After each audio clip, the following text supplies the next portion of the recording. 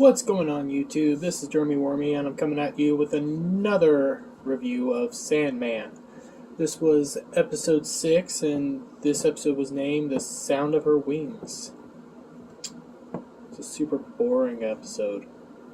Another CW episode. This show is slowly becoming just a CW episode, and I'm shocked it's not on the CW.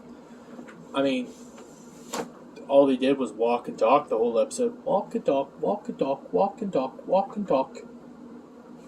Nothing happens. It's boring as all hell. Still don't know what I'm going to do for the thumbnail. Eventually it might be something funny. So, let's just get into it. This show is just going off a deep end, and I hope I get some views from this. After this, I don't know what I'm going to review. I'm thinking of doing some anime. So I gear up for the new Lord of the Rings stuff, so we'll see what happens. So we open on Emo in a park, looking all emo, more emo than normal. And he's literally just feeding birds. There's some people playing soccer, football, whatever you want to call it, and somebody kicks the ball, it comes at Emo, and he just perfectly grabs it, not even looking, and then throws it back to them. The football player starts walking off, and then this lovely young woman starts coming up and sits down with our Emo friend and starts chit-chatting with him. She starts just trying to make small talk, trying to talk at all. Emo's not really responding. It then starts letting on that, she knows who Emo is, and Emo knows who she is, so they start chit-chatting about life and stuff, and things of that nature. Why didn't he call his siblings and her? Why not this? Why not that? Well, then she stands up and starts berating. Well, no, before that, Emo says he's more down than normal because I can't get in the seat right. He's more down than normal because he went off on this quest to find all of his things. And when he found all of his things, he thought he'd be happy, but now without a quest, he's more sad than normal. So he's now all depressed about it, and he doesn't know what to do. He doesn't really want to do his job. So then the lady stands up and starts berating him, saying that you're a self-centered loser who doesn't know how to not be depressed and everything like that, and he needs to get his head out of his ass, stuff like that. And says that he's becoming as bad as Desire, and that gets Emo going, because I guess he and Desire don't like each other. Basically, it's then shown that this lady's death, and that she's gonna be Emo goes on a journey with her for the first half of this episode, just watching her do her job. Wasn't fun. It was really boring. But a lot of CW moments. Talking about fruits. Talking about just dumb stuff. I kid you not, there's a line saying, "I'm just feeding the birds." This show is just... It's not good enough to be on the CW. That's how bad this show is. Any other siblings? No. Well, basically, Death asks if Emo's talking to any of their other siblings. Emo says no. Emo asked the same of Death, and they said, yeah, while you were imprisoned, we had a family get-together. It was kind of nice, but it looked like Desire was not happy because Desire didn't have somebody to, do one-liners with and quit back and forth. Then Death kind of makes a note that Emo wasn't asking anything about her and how's she doing and stuff, and Emo humors her and asks, well, how are you, my sister? How have you been? And her response is, I'm worried about my little brother. So now I'll admit that was kind of a nice little moment, you know, talking about how she's worried about death.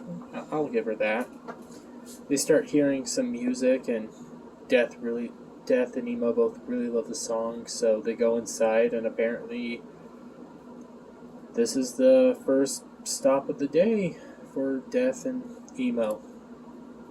It's an old man playing a violin, and Death basically says, hey, it's time to go, and lets him do his farewell prayer before she ushers him off into the land without sun, I believe. I think that's what it was called. He was very welcoming of it and went on. She comes back, and then Emo and her go on another journey. They then continue talking about just stuff, and then they appear.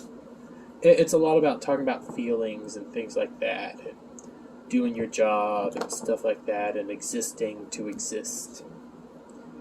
They come to another man who is just getting out of what I believe is like a watering hole river kind of area. And Death says, hey, I have to take care of this real quick. Goes up to the man and interrupts him as he's heading over towards his newly wed wife and says, hey, it's time for us to go.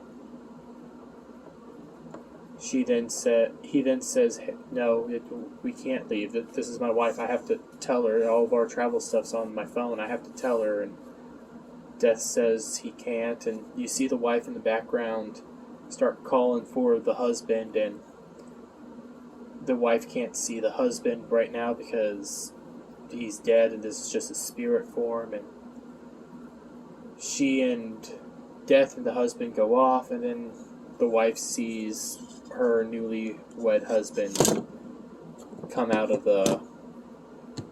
being pulled out of the river, and starts crying.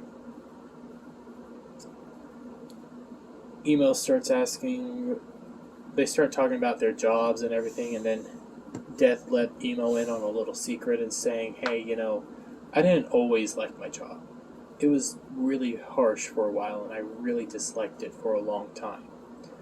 And Emo thought that was surprising coming from Death, because Death's so good at it. And she was like, no, nobody wants to go with me.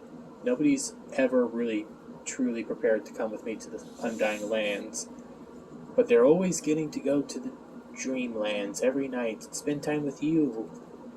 And Emo looks at her and goes like, well, but you're better than me. Hated that line.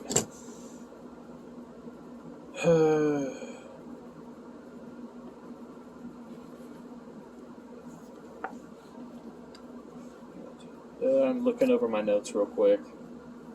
Screw it, we're gonna go AWOL. From there, Emo and Lady Death go into this, into another house where we had an old man, we had a newlywed man, and now it's time for probably the hardest one that she wasn't even excited for, and it was a baby. And she had to usher off the baby right after the mom leaves the room for a little bit to get food.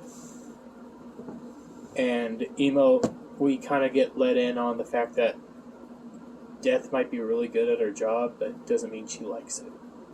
Even now, even though she's still really decent at it, she does not like doing her job because it's never perfect. She's not the fondest of doing this. Well, she is and she isn't, but it's one of those moments where she's not happy because she quickly takes the baby away, comes back, and wants to immediately leave. Because that's going to probably be the hardest part to see the reaction to. So we leave. They then start talking about just little projects they have, and Death said what ended up making my job a whole lot easier is what made my job hard in the beginning was, it made me want to quit, was when I thought I'm all alone doing this and nobody ever wants to come with me. But in reality, I'm never alone. I'm always there for their last moments, so I'm always with them. And that kind of hit with Emo a little bit, and realized that he doesn't do the job to make himself happy. He does this job to make others happy and help with them, because he's an endless and stuff. So we then go on some more just final moment adventures. People died. She ushers them off. So on and so forth. Yada yada. We then come back to the park where it all started. Emo says that he thinks he's figured out what he needs to do. Death says, oh, well, it's good because I have to get back to work here. Emo leaves. Death moves on. Yeah. I told you it's a CW episode. It's so boring. I will say this next part kind of was a little more interesting, but so. We then go. Emo then travels to this rundown pub that's all blocked up and everything, and nobody's able to get in anymore. It's kind of sealed up. And then we start getting glimpses of the past. We start in the past. And we're back with Emo and Death several hundred years ago. I forgot to write down all the numbers. It was like the 1400s. Either 1400s or 1300s. It was one of the two. So they go to this pub. They're walking around, and this is like Emo's first time on the ground interacting with the humans, and Death's trying to get him to listen to the humans and interact with them and see what they're like. Don't just think about yourself. See what they're like. And so he is, and he's listening and walking around. And then they find this man talking about how Death's stupid and how he will never die, and yeah, he's just going to live forever. So Death and Emo make a bet. Death will give this man immortality, and Emo says with that immortality, eventually he'll beg for Death. So Death does it. Emo gives him the news and says every 100 years, come back to this pub and we'll talk. So 100 years pass, we arrive back, and the man's shocked. He's been alive for 100 years. Can't believe it. Doesn't know how Emo knows about it. Wants to know how Emo knows, and Emo says, well, do you want to die? And the man goes like, no, I don't want to die. There's so much to live for. And then goes on about what his job's like and what he's been doing in his life. And Emo says, from now on, every 100 years, we'll come back to this pub and you'll tell me about your life. And then I'll ask you, are you ready to die? So another 100 years pass, and we're in the we're in the Renaissance period. So I think it started in 1300, 1400, 1500. So we're in the Renaissance period at the 1500s. Yeah, that sounds right. And at this time, the immortal man is rich beyond his wildest dreams. He has all this money, all this wealth. He has a family. He's just spectacular. He's a knight now. It's amazing. And then start learning that he's all happy. Doesn't want to die, obviously. Just has a newborn and another wife. And Emo starts listening to the background and hears this man talking about how he wants to be this famous playwright to make dreams come true. So instead of listening to the rich man now, because it's getting boring, boasting about his riches, he goes off with the playwright named Will Shakespeare. Kind of missed my point there for a moment, but it was William Shakespeare, and I guess Dream cut him a deal and made him so that he could be a great playwright. Okay, didn't really go down that road, but okay. Another 100 years pass, we come back to the pub. This time, the man is basically worthless. He has no money, no job, living in the streets, starving. He smells bad, he's dirty, he's all this. He comes in and goes like, you know how hungry a man gets without food but can't die? When he's starving to death but can't die, you know how hungry that is and how miserable it is? And he talks about how he lost all of his gold, he lost all of his land, his wife died during childbirth, his son died in a brawl at age 20. They drowned him thinking he was a witch, and he came out of the water 20 years later with only his skin, basically butt naked. So then Emo asks him, hey, you ready to die then? And he goes like, oh, hell no, I have so much to live for. Gotta keep going. Emo smiles, and somebody draws a picture, and we carry on to another 100 years later at the same pub. This time we have somebody with that exact same picture walking into the pub, and this is now colonial era. Yes, colonial era. And they're talking. You hear Emo and the guy talking, but you're following this girl around the pub instead for the majority of the time, and two other thugs. And we then go to Emo and the Immortal Man, and they're talking, and the Immortal Man's telling them all about his life now and what he's doing for a job. And the Immortal Man goes like, yeah, now I'm a slave trader, basically. Or I do ships, and I have slaves, and I trade for cotton and all this. And Emo does this. You knew the moment that scene happened, somebody was going to say it. Emo goes like, oh, slavery's wrong. I tell you to quit it. You should heed my advice. Prisoning somebody's wrong. And the Immortal Man goes like, well, I mean, you told me to live my life how I wanted it. And Emo says, well, I told you to live your life how you wanted it, but should you take that away from others? And the guy goes like, no, and he'll stop and stuff, and he'll heed his advice. Then they're confronted by that lady we were following around and her two thugs, and then turns out it's Clara, well, Joanna Constantine's ancestor, who just so happens to be named Joanna Constantine.